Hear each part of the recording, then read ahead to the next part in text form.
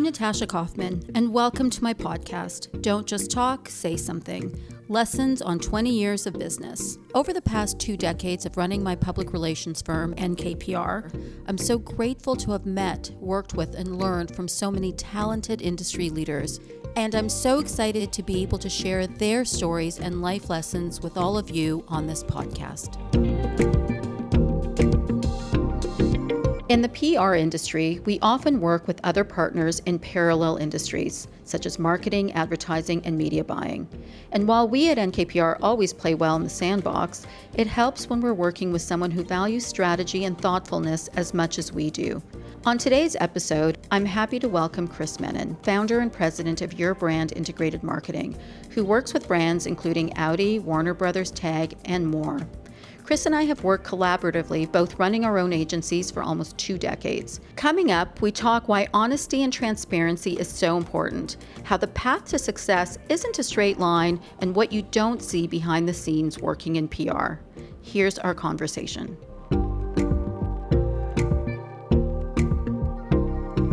We have been friends, gosh, I'd say for sure 20 years, probably more actually. And it's really interesting because we very much lead parallel lives and we're in the same industry and the best of friends.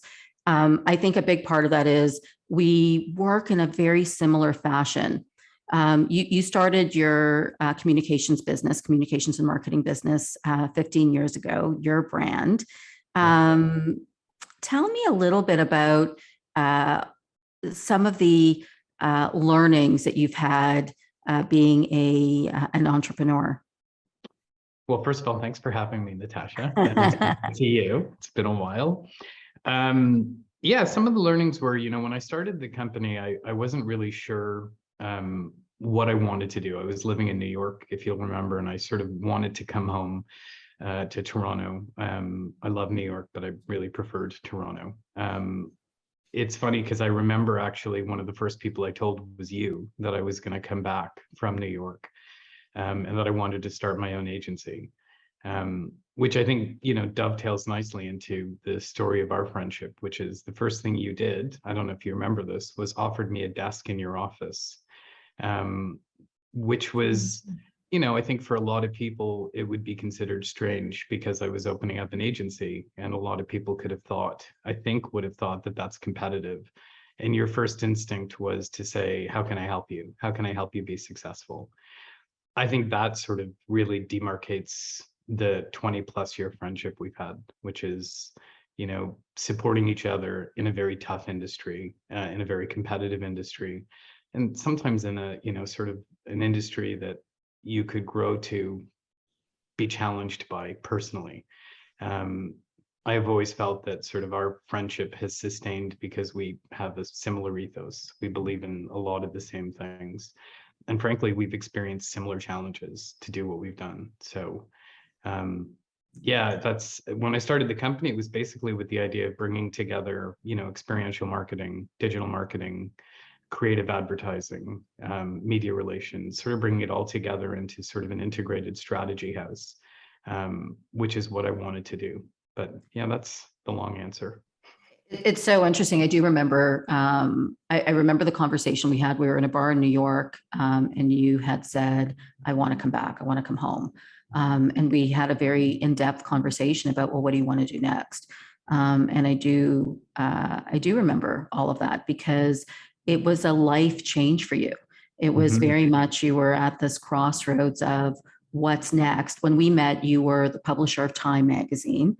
You had a great position. You're such a strategic thinker, but you're also someone that, and that's why you're so successful at your business right now, is you're very much around how do we ensure that we, and I say this a lot, use all the tools in our toolbox to get you to where you need to go. And you have a lot of balls up in the air to ensure that your clients' needs are met and that you achieve success for them. Often I find with PR, it's PR companies are looking at, well, I'm going to get you press, or I'm going to get you bodies, and you kind of hope that that works, but it doesn't. You actually have to think about what is it that the client will care about, or that actually meaningfully matters to them, in order to ensure that what we're doing is successful. And I think, there's many reasons why we're the best of friends, but it's also because we have the exact same work ethic, but understanding of PR, because there's a heavy lift. And a lot of people, I think, in our industry don't realize that. They're doing busy work. Busy work doesn't necessarily get you the results that you need. And we actually commiserate a lot. You are my go-to when I'm like, hey, this doesn't feel right. What do you think? And I find that you do the same. We've never competed with each other. In fact, the opposite. You've so graciously for many years have supported Artists for Peace and Justice with the brands that you represent. And I reciprocate when I can. We've never done that, but I think it is a very competitive industry for sure. It definitely has. It could have an ugly side. Mm-hmm.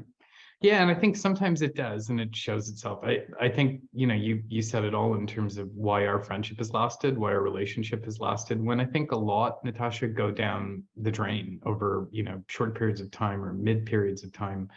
But you're right. We're both pretty transparent. We both know the reality of the industry, which I think a lot of people don't. I think a lot of people see it as, through sort of an Instagram filter, they see it as beautiful and fun and jet setting. And there are components of that. It's sort of, there is components of, pretty remarkable lifestyle that comes with it. But what they don't see is the long hours and weekends and sacrifices. And while everybody else is doing stuff that, they might have fun with friends and family, it's work. It's just constant work.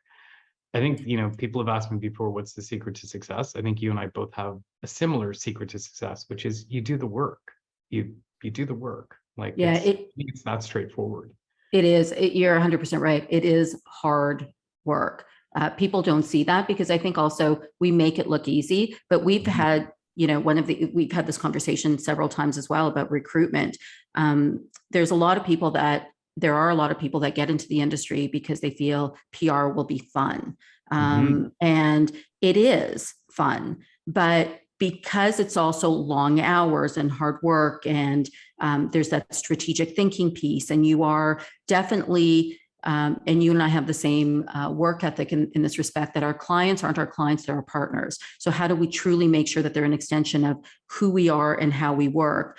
And I find that, when you look at recruitment, it's challenging, because we have lots of options because people want to get into our industry, but they don't fully understand everything that entails.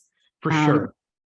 For sure. And I think that for both of us, we also had to come up through different jobs, I think there is also like a sort of a misnomer about how fast this happens, or how sort of straightforward it is. And it's not a straight line. I don't think it's a straight line to success at all.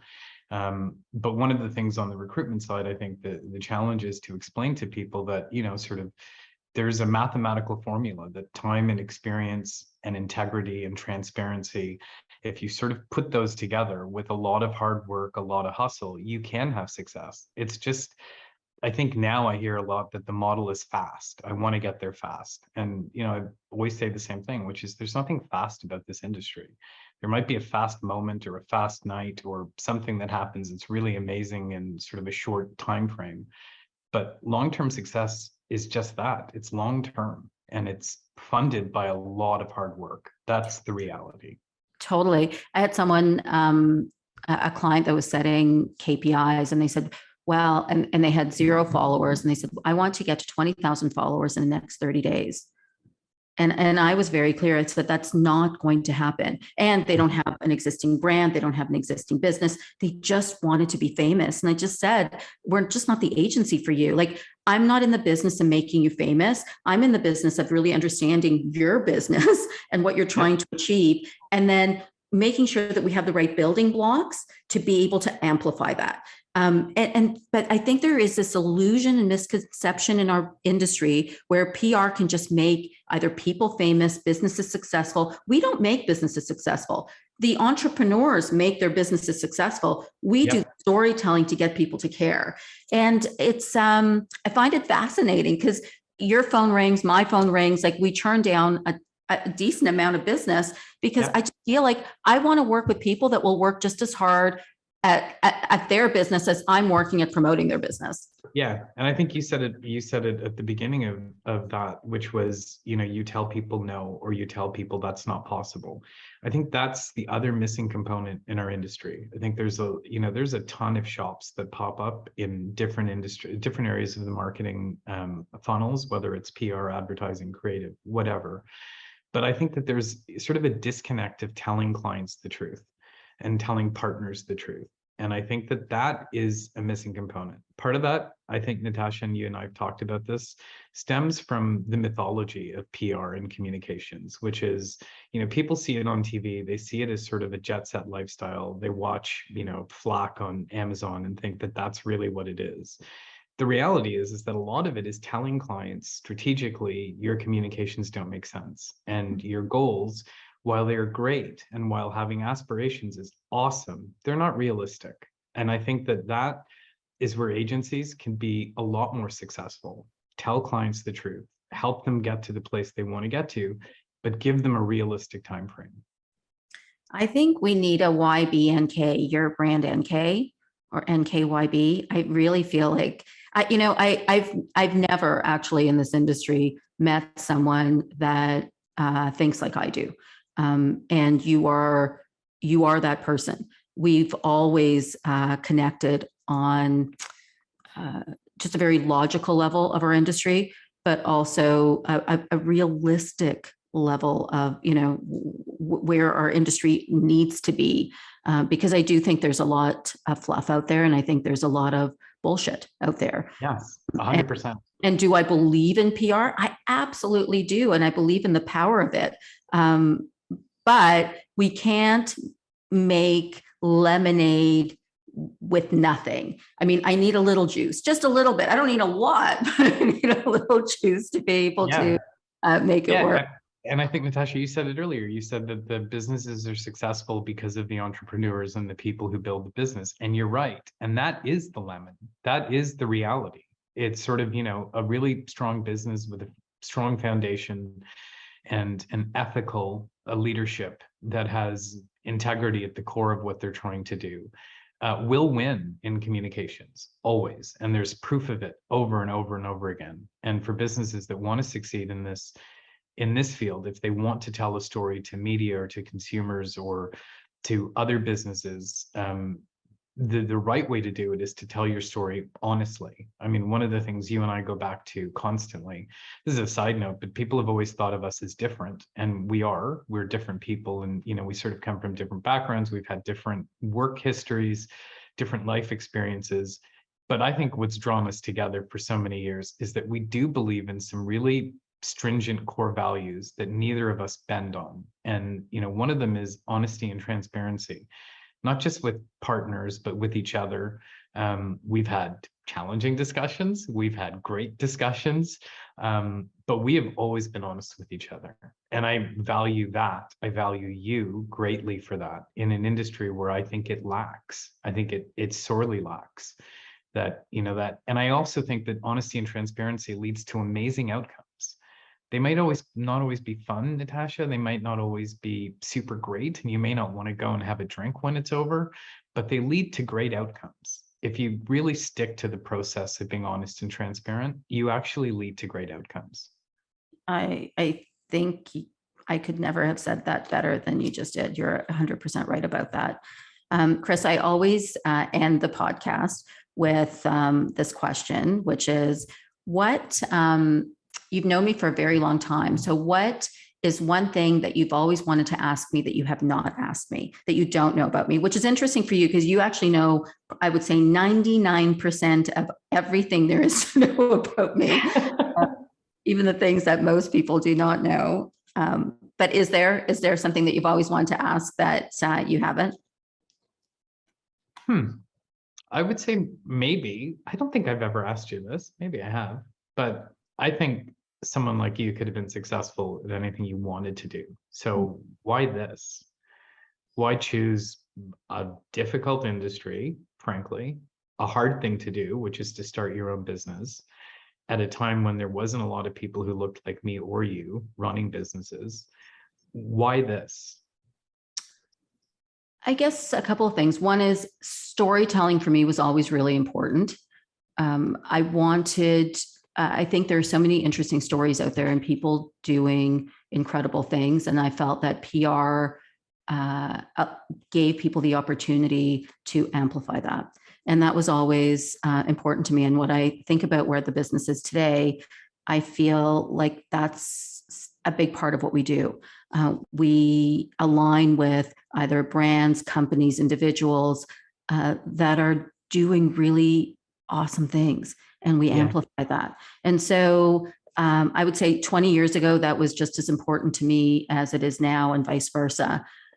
And I kind of like, from a PR perspective, you know me, I'm an introvert. I like to spend a lot of time at home, even though it appears on social media.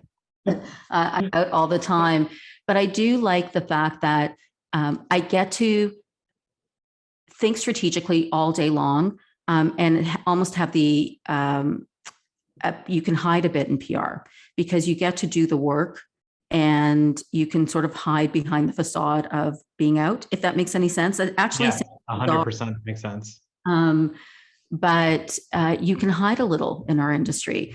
And social media allows you to do that, and allows you to kind of put authentically, put it out there, but also you can hold back what you choose to hold back. And so I think that for me, I love our industry. I really do. But and what I will say also is 20 years ago, I did not know what I was getting myself into. I can't say, like, I thought that I was going to be a freelancer and work out of my basement with my puppy and have one client. Awesome as that. Did not know that I would be running a mid-sized company and managing as many people as I am, and the projects and the accounts that we're working on. It's not like that was a goal, and I can't say that my goal is to continue to to be a 300-person shop, but I will say the goal is, and I think it's the same for you, is you want to work on really great projects, great programs with people you respect and admire. That's the goal. And whether that means that the agency grows, whether that means it doesn't grow, but you're working on awesome things, the goal is the people and the projects. Yeah, if I could have a closing thought, I would say that I think your vindication is that I knew from the day I met you that you would be doing this, that you would be successful. From the first day I met you, just a really quick story, but when we met in a group of about 30 people. They were all agency people. It was an aggressive room. It was a headstrong room. It was a competitive room. I was more junior. Your company had, I think, literally just begun. And what I remember about that initial meeting was the amount of people in that room who I did not see eye to eye with, who I would never have spent time with, but looking across and seeing someone smiling back and talking in the same language that I talked, which was just normal. Just a regular discussion about what had to take place. That's what I remember about our initial discussion. And I remember thinking she's going to be super successful because it's sort of a really false, there's a lot of false narratives in the industry. And I thought, here's someone who actually just tells it as she sees it, and she's smart. The two of those together, I think, is a recipe for success. Oh, thank you, my friend. I feel the exact same way about you. I appreciate you so much. And thank you so much for being on the podcast. I feel like I've had 20 years of incredible learnings, and you're certainly one of those people that I've learned so much from. So I appreciate you. Thank you. Thanks for having me. I always love talking shop with Kris and catching up. Thank you so much for listening to the podcast. I always love hearing from you. Feel free to DM me at Natasha NKPR, and don't forget to subscribe, share, and leave a review and rating. Until next time.